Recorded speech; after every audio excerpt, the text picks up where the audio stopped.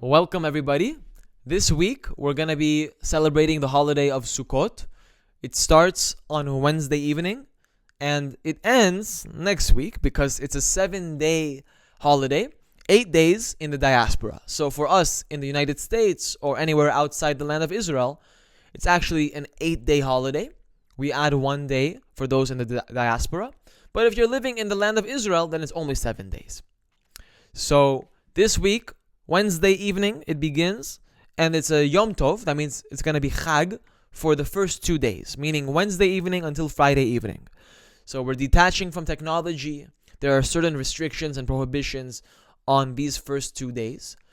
That the reason why there are restrictions, there's so many rules and laws, is because certain activities actually muffle our connection and the flow of energy that's available during these holy days, like working or driving. Certain activities that the Chachamim, the wise ones among Israel, have instituted because it really distracts us from focusing on Hashem.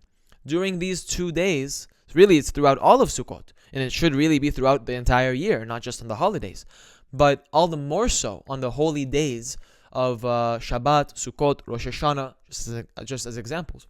This week, the first 2 days of Sukkot are going to be followed by a Shabbat. So in a certain sense, there's 3 days of detaching from the vanities of this world, from working, from technology, and focusing on God.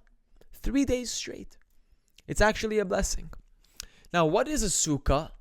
From a Kabbalistic point of view, what is the holiday of Sukkot really about? So we see that a Sukkah has 6 sides. It's like a cube, right? There's the front, there's the back, there's the left side, there's the right side, and then there's the roof and there's the floor. So there's encompassing on all 6 sides, north, south, east, west, upward and downward, which represents really Zeir Anpin. Zeir Anpin is the 6 energies of Chesed, Gevurah, Tiferet, Netzach, Hod, Yesod, the 6 directions that we've just explained. And they're also representing the clouds of glory that Hashem protected the people of Israel with upon their exodus from Egypt. Whenever we were exiting Egypt, we were rescued by Hashem. He actually protected us from all 6 sides upon our journey through the desert to the promised land, to the land of Canaan, which ended up becoming Israel. So they're called the clouds of glory. The Sukkah really represents those clouds of glory. But from a Kabbalistic point of view, if you really think about what it represents, because the whole entire Sukkah represents the surrounding light, what we call or Makif in Chokhmat HaKabbalah, as we're going to learn today in this class, that there are 2 types of light that the vessel receives. There is or Pnimi, what we call internal light. That's the light that the vessel receives within its body. And then there's or Makif, which surrounds the vessel and represents that potential for the vessel to attain. Those aspects of spiritual attainment that the person has not yet achieved. That's called or Makif, your surrounding light. But the or Pnimi is what you have already digested, what you have already internalized and received. We're going to be diving into those a little bit more deeply in this class. But just to bring the idea at the beginning, the Sukkah, which is the booth that we build for the holiday of Sukkot, and we eat inside of the Sukkah, we invite the 7 Ushpizin, Avraham, Yitzchak, Yaakov, Moshe, Aharon, Yosef, David, to come and bless us each of the 7 days of Sukkot, corresponding to the 7 lower Sefirot of the tree of life. Chesed, Gevurah, Tiferet, Netzach, Hod, Yesod, and Malchut, which we know correspond to the 7 tzaddikim. Also, we shake the lulav and etrog. We do everything. The Kabbalistic point of view, the Jewish point of view, is that you should do everything as much as you can. Learn Torah, eat, and even sleep in the Sukkah during the holiday of Sukkot. So we kind of have a separate dwelling place during this holiday. We're not supposed to really dwell in our own home and eat there and sleep there. There are certain exceptions, of course. It's not like it's all or nothing, but spiritually speaking, it's beneficial during the holiday of Sukkot to do as much as you can in the Sukkah itself. So, first, before we understand the whole concept of Or Makif, this surrounding light, which represents this Sukkah, first we need to talk about the Tzimtzum. The Tzimtzum refers to the withdrawal of the endless light from the Nekudayim Sayit of Ein Sof. For those of you who have been following our series in Talmud Eser Sefirot, you will know that before the creation, before the emanation, really, of even what we call heaven, the very first reality that ever existed, which also always existed, is called Ein Sof. Ein Sof is the reality which in English means the endless one. In this reality, everything was filled with endless light. There was no space for other creatures or worlds or existences. The only thing that existed in this reality is the endless light of God, which was completely and utterly equal from all sides, from every aspect, from every angle. It's all one. There's no beginning or end. So the concept of a start or a finish doesn't apply here. This is an eternal light, and it still exists now. But the reason we can't perceive it, as we're going to learn now, is because of the Tzimtzum. And we should already know this by now if you've been following the series. So the Tzimtzum is the contraction of this light, the hiding away, the withdrawal of this endless light from direct perception. It's almost like you put a curtain around a lamp, or you put a lampshade rather. The lampshade conceals the light of the lamp from those that are on the external levels of the lamp, meaning those who are outside the lamp shade, they don't see the lamp. So the Tzimtzum is the withdrawal of this endless light, leaving behind a vacant space, or a halal, where creation could happen. Keep in mind that there was no limitation to the space or area that was being occupied before the contraction. It was an endless space. It's called Malchut of Ein Sof, the kingdom of the endless, meaning it's an endless space or place, spiritual space or place, where in which this light was fulfilling. So, as a result of the withdrawal of this light, there was an empty space that was created, a perception of lack. This allows something other than the light to exist, something that thinks that it is separate from the light to exist. So after the contraction, now you have two realities: the endless light, which is the original reality, and then the contracted space, which is the absence of light. So there's the original reality called Ein Sof, or Ein Sof, the light of the Ein Sof, and then you've got the contracted space, which is the lack or absence of the light of the Ein Sof. Then a line of light, what we call Kav, spelled Kuf Vav, Gematria 106, for those who are interested. A line of light extends from the Or Ein Sof. The head of this line touches the Or Ein Sof, but the tail of this line hovers over the void. It doesn't go all the way down to the bottom, but it hovers over this space. This Kav represents a thin, direct line of divine light that fills the empty space, but it doesn't completely fill the empty space. It brings the light down through a narrow pathway, and it brings it la'at la'at, slowly through this narrow pathway. Without the line, then there would be no connection between this endless light and the contracted space. The line is necessary in order to funnel light in a restricted manner to the contracted space, to begin the creation, because it is through the line that the creation takes place. Let me give you an example. Imagine a narrow beam of sunlight shining into a dark room through a small hole. Imagine, you've got a room that's completely dark, but there's a hole in the wall, and it allows the sunlight to penetrate through. Just through that small hole, right, it gives you enough light to see, but it doesn't overwhelm the room with too much light that you cannot even exist anymore. You become cancelled or nullified to the light. Because that's what would happen. If all the light were to come at once, everything will revert to the way it was before the contraction. So there's a whole purpose to this contraction. There's a reason God contracted the light. It was in order to bring this kav and bring the light in a restricted manner, a specific pathway, because there's a certain purpose to the creation, a certain pathway forward that God saw of what He wants in His world. That's what the kav represents, a specific pathway that Hashem wants to bring the creation into fruition. So now let's get to the or Pnimi and or Makif. As the light entered this empty space through the kav, it began to form circles.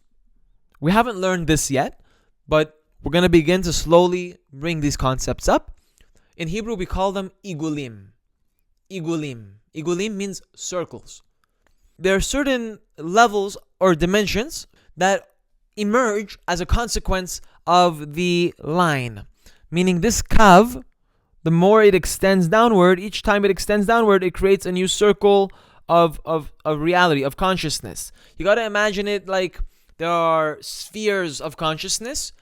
The dimensions of consciousness are not just like on top of each other, but they are rather circular. That's the way that it's explained in the wisdom of Kabbalah. The Ein Sof was a circle. The igul of the Ein Sof is an endless circle. It didn't have any perimeter, any limit. It's Ein Sof, but still, even still, it's described as a circle, which is very interesting. But again, after the Tzimtzum, right, then what remained was an empty space, but still it was in the form of a circle. Now there's or Pnimi and or Makif. Or Pnimi is inner light. That's the light that enters these circles, filling them according to their capacity.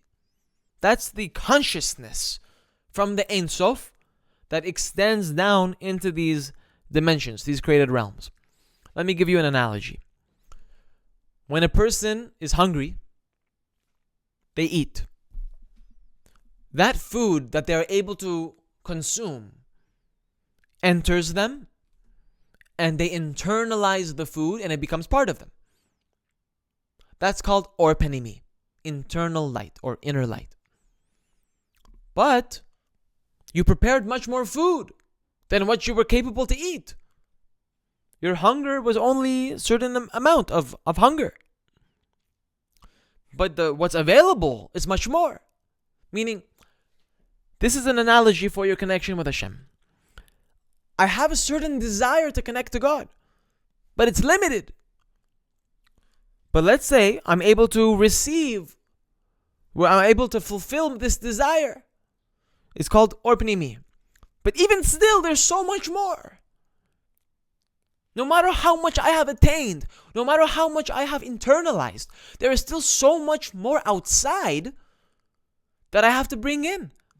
I have to learn to grow my vessel to be able to store even more. So that's called or Makif, surrounding light. That's the potential of what exists beyond your horizon. Those are the levels of consciousness, the levels of connection with Hashem, which wait for you to make space for them, to build your vessel, to be able to bring them in. So there's two types of light. That which you have internalized and that which you have yet to internalize. Internal and surrounding. Those are the terminologies that are used in Kabbalah. Or Pnimi and or Makif. It's more like you're conscious. That's the or Pnimi. That's what you've internalized. That's what's readily available to you. And then there's certain ideas that are distant. There's like a dream. It's coming from afar. That's more surrounding light, or Makif. Certain things are concrete. They're right here. They're so close to you. And there's certain things that are more far away. I'm talking about consciousness here. So that's the difference between or Pnimi and or Makif. So sitting in the Sukkah represents or Makif. That influence of the or Ein Sof that you have yet to receive, you have yet to internalize within your body, right? So that's or Makif. That's the Sukkah. And that's why they say to sit in the Sukkah as much as you can. Because just by sitting in the Sukkah, you are actually being influenced by the Or Makif. The Or Makif influences you. It's not that it doesn't influence you. It influences you from afar. That's the power of the Or Makif, that it can purify your vessel from a distance. Those are the signals that we receive from the upper worlds, but they're faint. They're too faint. It's not too clear. It's not internalized. That's the understanding. It's not internalized. So now let's understand this Or Makif a little bit more. When you meditate or you engage in spiritual practices and experience moments of clarity or peace, that's Or Pnimi. Or Pnimi is clarity. Or Pnimi is internalized peace. It's the light of those practices filling your soul at your current level. Or Makif is when you feel that there are higher states of spiritual awareness or enlightenment that you haven't yet reached. It's surrounding your current practice and encouraging further progress. That's the difference between Or Pnimi, through meditation, through deep spiritual practice, and Or Makif, that which you have yet to attain. Another example, you have a friendship, a relationship. The connection that you feel right now is Or Pnimi. That's the light that fills the relationship as it exists in the present. However close I am to you, how much I feel with you, that's Or Pnimi. Or Makif is the sense that there is potential for the relationship to grow even more, to a level of closeness that you haven't reached yet. Think about Hashem, or think about your friend. But this is really all to understand our connection with Hashem. Or Pnimi is that light that I have received already. Therefore, that's how close I am.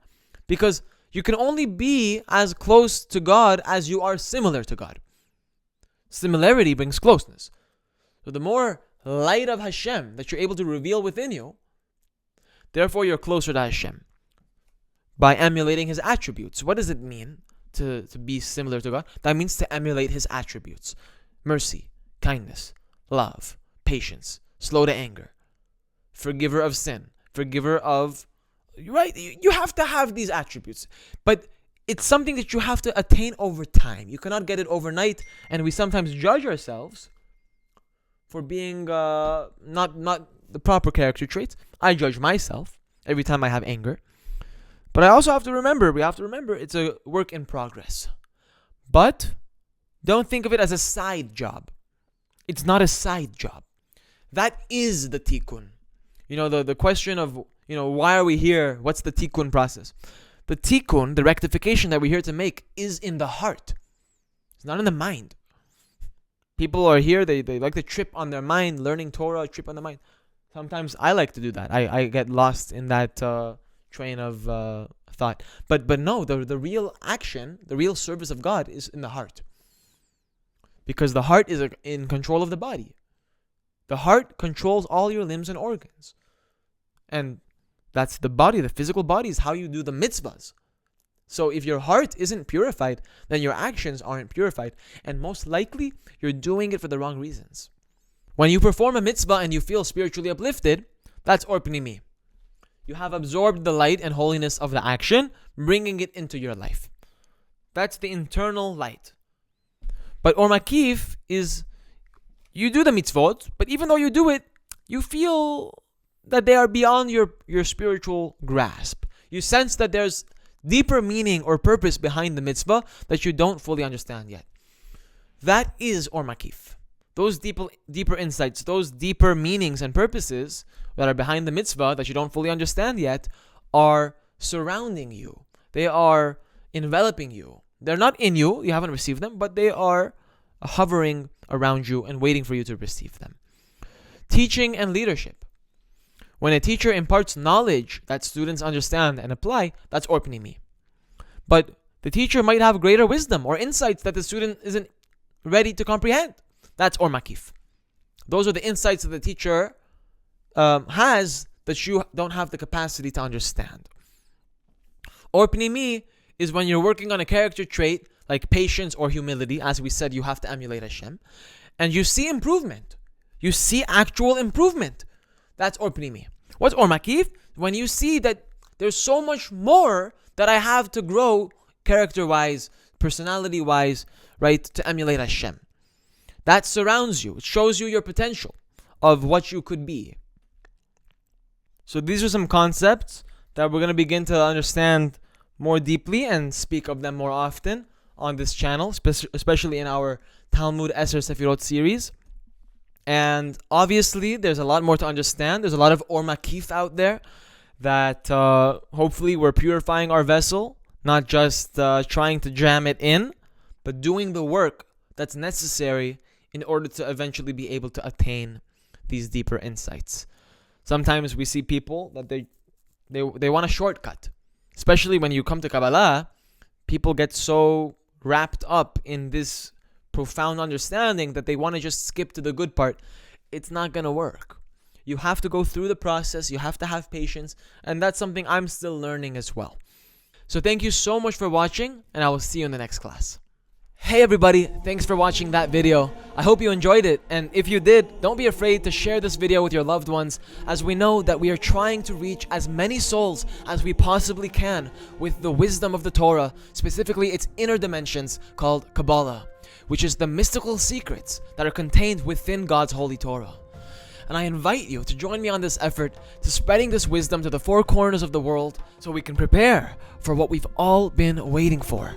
The final redemption, where Israel will be redeemed along with the righteous Gentiles.